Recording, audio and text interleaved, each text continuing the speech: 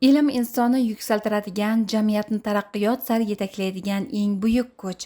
Zamonaviy dunyoda esa ilm-fan va texnologiyalarni puxta egallagan yoshlar mamlakat ravnaqining asosiy tayanchiga aylanmoqda.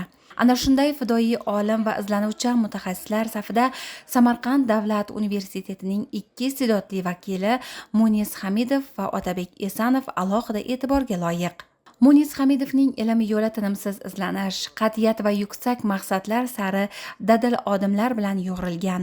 U Samarqand davlat universitetida bakalavr va magistratura bosqichlarini muvaffaqiyatli tamomlab, O'zbekiston Respublikasi Prezidenti huzuridagi El-yurt umidi jamg'armasining nufuzli stipendiyasi g'olibi sifatida Buyuk Britaniyaning universitetida magistrlik darajasini qo'lga kiritdi. Joriy yilda esa texnika fanlari bo'yicha falsafa doktori ilmiy darajasiga sazovor bo'ldi. Sun'iy intellekt va zamonaviy raqamli texnologiyalar sohasida faoliyat yuritayotgan olim bugungi kunda inson salomatligi va xavfsizligini ta'minlashga qaratilgan innovatsion ilmiy tadqiqotlarni amalga oshirib kelmoqda.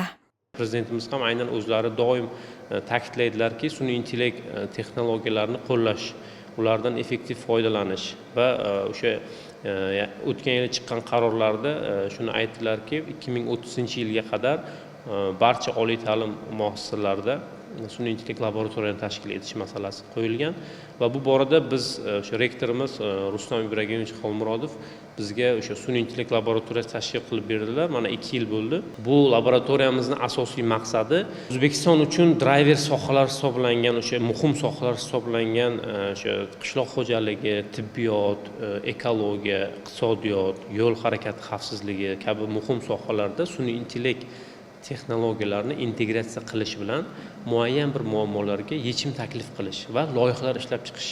Bu bizning o'sha laboratoriyamizning asosiy maqsadi.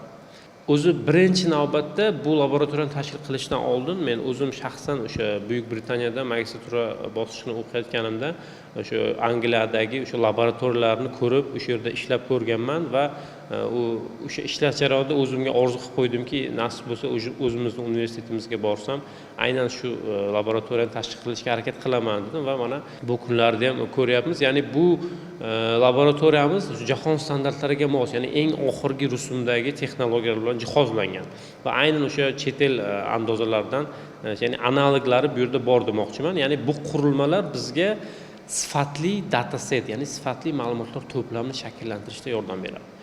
Ayni paytda Samarqand davlat universitetida dotsent sifatida faoliyat yuritar ekan, xalqaro tajriba asosida orttirgan bilimlarini yosh avlodga ulashib, mamlakatimizning raqamli kelajagini bunyod etishga munosib hissa qo'shmoqda.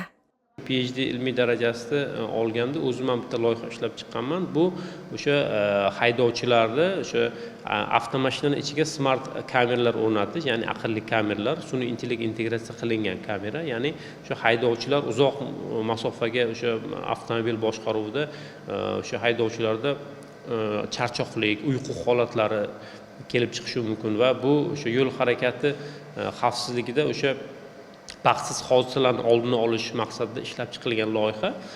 Bu borada biz Samarqand viloyat transport boshqarmasi, MAN, Isuzu zavodlari bilan dastlabki o'sha kelishuvlarga erishganmiz bu kameralarni integratsiya qilish bo'yicha. Endi hozir jarayonda ketyapti. Ya'ni bu haydovchilarni charchoqligini, uyqu holatlarini aniqlab, ularni ogohlantiradi. Ya'ni ovozli xabar bilan ogohlantiradi. Bundan tashqari iqtisodiyot sohasida o'sha kadastr agentligi bilan hamkorlikda ishlab chiqilgan loyihalarimiz bor. Ya'ni ko'chmas mulkning real bahosini aniqlash bo'yicha qilingan loyiha. Xo'p, bundan tashqari chorrahalarda avtomobil tirbandliklarini aniqlash va o'sha tegishli xodimlarga xabar yuboruvchi o'sha aqlli tizimlar ishlab chiqilgan. Bu yuqorida aytilgan barcha loyihalarimizni biz yuqori darajada, ya'ni yaxshi yuqori sifatda amalga oshirish uchun biz chet elning nufuzli oliy ta'lim muassasalari va ularda ishlaydigan professorlar bilan hamkorlik qilamiz. Ilm yo'lida dadil odimlayotgan yana bir yosh olim Otabek Esanov. U Samarqand davlat universiteti sun'iy intellekt va raqamli texnologiyalar fakultetining boshqaruv nazariyasi va axborot xavfsizligi kafedrasi o'qituvchisi hamda kiberxavfsizlik laboratoriyasi tadqiqotchisi. U Mirzo Ulug'bek nomidagi stipendiyasi sohibi, informatika va axborot texnologiyalari fan olimpiadasi g'olibi hamda xalqaro dasturlar olimpiadasining yarim finalchisi bo'ldi. 2024-yilda innovatsion g'oyalar yetakchisi ko'krak nishoni bilan taqdirlandi. Joriy yilda esa AQShning Nyu-York shahrida ikki intellekt asri nomli kitobi chop etildi. Bugungi kunda u mashinaviy o'qitish asosida kiber tahdidlarni aniqlash modellari va algoritmlarni yaratish bo'yicha ilmiy izlanishlar olib bormoqda. Shuningdek, yoshlarning amaliy bilim va ko'nikmalarini rivojlantirishga xizmat qilayotgan maxsus platforma muallifi hamda 30 dan ortiq dasturiy loyihalar muallifidir. Ilmiy ishim doirasida hozirda bir qancha o'zi maxsus platformalar ishlab chiqildi. Bu platformalar tarmoqlardagi hujumlarni real vaqtda aniqlab, uni hujum yoki xavfli emasligini aniqlab beradi. Shu bilan birga kiberxavfsizlik sohasida yana bir loyiha boshlaganmiz. Bu o'sha kiberxavfsizlik laboratoriyasi Qoshda tashkil etilgan. Hozirda biz o'sha o'zimizning milliy kiberxavfsizlik bo'yicha CTF platformamizni ishlab chiqqanmiz. Ushbu platformada talabalar o'zlarining bilimlarini oshirish, sinab ko'rish uchun tashkil etilgan bo'lib, u yerda talabalar yoki yosh kiberxavfsizlik sohasiga qiziquvchilar kiberxavfsizlikka oid amaliy masalalarni yechib ko'rishi, real topshiriqlar ustida ish olib borishi va ayniqsa o'sha veb saytlarning xavfsizligini tekshirishda birov boshqa begonalarning saytini emas, shu yerda o'zida amalga oshirishlari mumkin. Bu albatta hammasi yoshlarda ushbu sohadagi malakali kadr qilib tayyorlash yo'lida tashkil etilgan ishlar hisoblanadi. Men bu ishlar bilan to'xtab qolish niyatim yo'q. Albatta, keyingi faoliyatimda, ayniqsa hozirgi ilmiy ishimni oxirigacha yetkazib, ushbu sohadagi malakali kadr bo'lib yurtimizga hissa qo'shishni reja qilib qo'yganman. Bundan tashqari mana shu oliy ta'lim muassasasida xizmat qilib, o'zimizga o'xshagan yoshlar bilan birgalikda ishlab, yanada bundan ko'proq loyihalarni ishlab chiqishda niyat qilib qo'yganmiz.